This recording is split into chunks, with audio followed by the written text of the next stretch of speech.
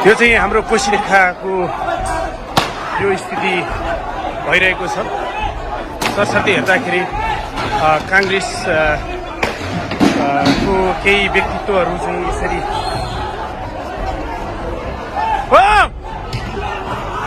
आवेशमा नआउनुहोस्।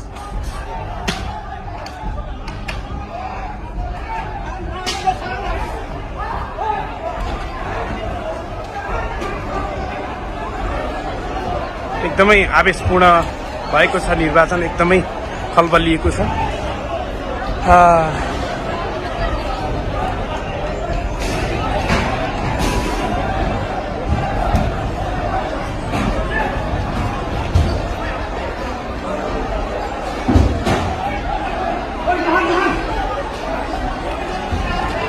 म केही बोल्दिनँ, बाहिर हेर्नुहुनेछ।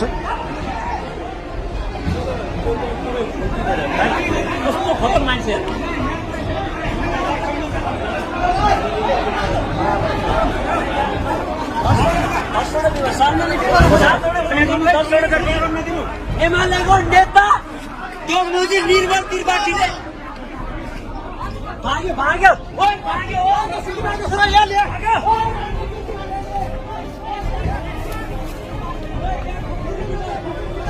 ओइ बाटो दे गयो यार यहाँ पर संस्था अपन माथि गयो कसलाई यार आवेशमा धेरै नआऊ यार।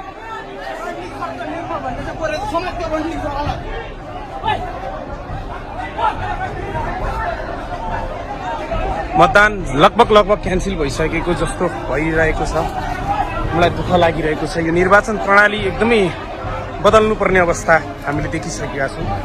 निर्वाचनलाई इलेक्ट्रोनिक ढङ्गले घरमै बसेर मतदान गर्ने खालको माहौल नबनाएसम्म यो भयावह स्थिति यस्तै रहने हामीले देखेका छौँ। यो पाँचखाल नगरपालिका, काभ्रे जिल्लाको पाँचखाल नगरपालिका वडा नम्बर 13 को स्थिति असामान्य बनिसकेको यो तपाईहरुलाई मैले भिजुअलमा देखाएको छु। यो सरसर्ती हेर्दाखेरि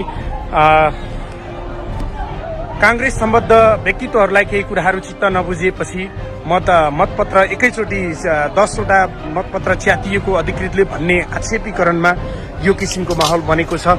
म यो दुःखदायी घटनाक्रमलाई यहाँहरू समक्ष सम्प्रेषित गरिरहेको छु। मलाई दुःख लागिरहेको छ, खेद व्यक्त छ। म जन्मेको एउटा भूमि, म जन्मेको एउटा जन्मथलो जहाँ निर्वाचन प्रणाली चलिरहेको थियो। झन्डै 1700 को हारारीको मत खस्नुपर्ने 1300 को आकलन गरिएको थियो र यो माहौल एकदमै आक्रान्त देखिएको छ। श्रीराम माध्यमिक विद्यालय जुन मेरो आफ्नो चाहिँ भूमिमा, आफ्नो जन्मभूमि अनि आफ्नो मेरो आफ्नै विद्यालयमा भइरहेको थियो यो मतदान र यस क्रममा कांग्रेस सम्बद्ध व्यक्तित्वहरू आवेशमा आइसकेपछि यो माहौल बनेको छ र अधिकृतले, निर्वाचन अधिकृतले एकैचोटि 10 वटा मतपत्र च्यातिएको भन्ने कारणले चाहिँ यो घटना घटेको छ र यहाँ माहौल एकदमै गरम भइरहेको छ। यो निर्वाचन प्रणालीको धज्जी उडेको छ र यो निर्वाचन प्रणाली यसरी अव्यवस्थित बन्दै गइरहेको हुँदा हामी सबैले सोच्नुपर्ने स्थिति छ। म सम्पूर्ण दर्शक महानुभावहरूलाई अनुरोध गर्न चाहन्छु, यस्तो किसिमको यो श्रीराम माध्यमिक विद्यालय कोशीरेखा मेरो जन्मभूमि, मेरो जन्मथलो, म मधुसूदन पाठक सितेवा, वास्तवमा हामी हाम्रो कस्तो नेतृत्वलाई चयन गरिरहेका छौँ, छानिरहेका छौँ र कस्तो खालको जनमानस छ, समुदाय छ, त्यसलाई पनि हामीले चित्रण गर्न सक्छौँ। विभिन्न किसिमको माहौल हामीले यहाँ देखिरहेका छौँ। कुर्सी भाँचिएका छन्, टेबल भाँचिएका छन्, मतपत्र च्यातिएका छन्, टेबलहरू यत्रतत्र छरिएका छन् अनि यो वातावरण बिग्रिएको छ र यहाँ झनै एमालेले जित्ने पनि लगभग निश्चित पनि भइसकेको थियो भन्ने पनि सुनिन्छ। अझै पनि एकजना आवेशमा आउँदै नै हुनुहुन्छ, सबै टेबल लडाउँदै हुनुहुन्छ, देखिराख्नु भएको छ। आवेशमा हुनुहुन्छ सबैजना। आवेशमा नआउनुहोस्, केही हुँदैन, यस्तो गर्नु हुँदैन।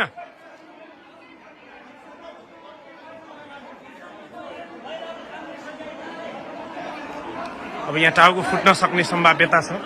मलाई यो दृश्य देखाउन कारुणिक लागिरहेको छ, किनभने हामी यस्तो समाज निर्माण गरिरहेका छौँ कि जुन समाजले कहिल्यै शान्ति स्थापित गर्न सक्दैन, कहिल्यै शान्तवादलाई स्थापित गर्न नसक्ने स्थिति हामीले यहाँ देखेका छौँ। यद्यपि यो काङ्ग्रेस र एमाले बीचको द्वन्द्वात्मक भौतिकवादी चिन्तन, पुँजीवादी चिन्तनको उपज निर्वाचन प्रणालीको यो धज्जी उडेको यो दृश्य यहाँहरूलाई सम्प्रेषित गर्न चाहन्छु।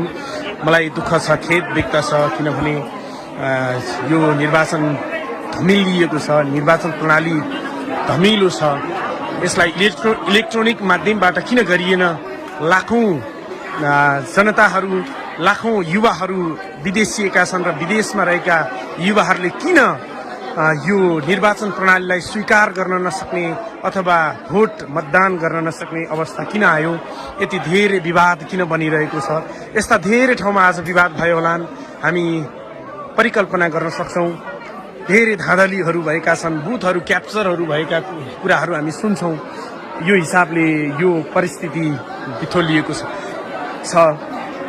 न यहाँ प्रहरीले नै केही साम्य गर्न सकेको छ, न यहाँ कुनै राज्यको संयन्त्रले केही सहयोग गर्न सकेको छ। यहाँको आवेगपूर्ण यहाँको जनताहरू यहाँको यो निर्वाचन प्रणालीप्रति आक्रोश व्यक्त गरिरहेका छन् र यो व्यक्तित्व कस्तो व्यक्तित्व हो, जहाँ कस्तो नेतृत्व चयन हुनेछ र कस्तो नेतृत्वले कस्तो काम गर्नेछ र कस्तो विकास गर्नेछ, अनि यो कोसीदेखाको विकास कसरी सम्भव छ? मलाई दुःख लागिरहेको छ। म यहाँ जन्मेँ, म यहाँ हुर्केँ, म यही स्कुलमा पढेँ, तर म फेरि आफ्नो विभिन्न कार्य क्रियाशीलतामा काठमाडौँ जिल्लामा बसेँ र म यहाँ मतदानका लागि आएको थिएँ। म मतदान गर्ने क्रममै थिएँ, तर यो व्यवस्था, यो अवस्था देखेर मलाई साह्रै दुःख लागेको छ। म मतदान गर्ने अवस्थामा छैन। साथीहरू, म यो कुराहरू यहाँलाई जानकारी गराउँदै यतिखेर यो माहौल बिग्रिएको छ। म आफ्नो स्वतन्त्र मत आफ्नो नगरको मेयरलाई, नगरको जिल्ला नगरको वडा अध्यक्षलाई हामी भोट गरेर जिताउने प्रयत्नमा थियौँ, तर यो असमर्थ भएको छ। अब यो के हुन्छ, कसो हुन्छ, यसको बारेमा म केही भन्न सक्दिनँ। यहाँ विभिन्न गुट बीचमा छलफलहरू चलिरहेको छ। यहाँ सबै अबुझ, अर्धविकसित अनि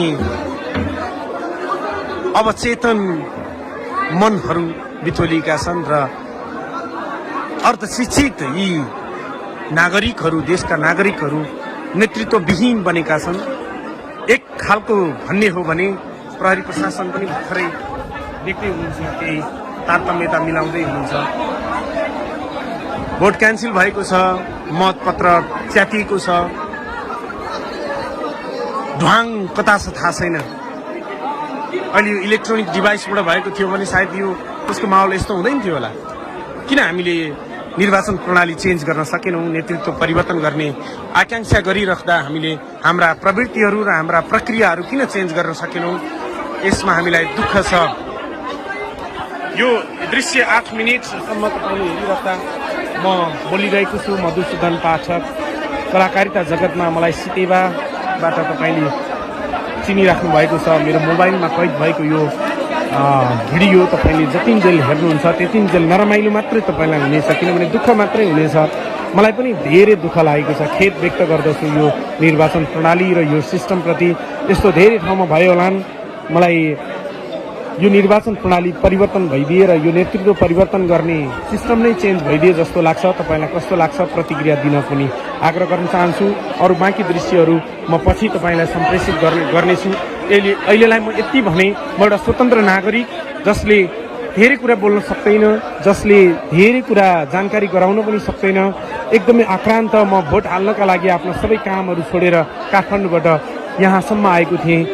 लगभग 2 घन्टाको बाटो, 65 किलोमिटरको दूरीमा रहेको यो कोसीरेखा गाविस थियो र अहिले नगरपालिका भएको छ। 13 नम्बर वडा रहेको छ यो पाँचखाल नगरपालिका। यो विभस्त आज बिजोग स्थितिमा छ। यहाँको दृश्य तपाईँलाई सम्प्रेषित गर्नु मेरो लागि एकदमै दुःखद कुरा हो। मेरो आफ्नो भूमिमा यति धेरै जनताहरू छन्, 1700 भन्दा बढी भोटरहरू भएको ठाउँमा नेतृत्व चयनको यो बिन्दु टुङ्गिएको छ। म यहाँ केही कुराकानी बताउन चाहन्न। माहौल एकदम बिग्रिएको छ। यति हो कि यो निर्वाचनको प्रणाली हामीले कस्तो चयन गरिरहेका छौँ, कसो प्रक्रियाबाट निर्वाचन गरिरहेका छौँ, यस्तो धाँधलीपूर्ण निर्वाचन किन गर्नुपर्ने जनतालाई हामीले सुसूचित गर्नु छ। जय नागरिक, जय देश, धन्यवाद।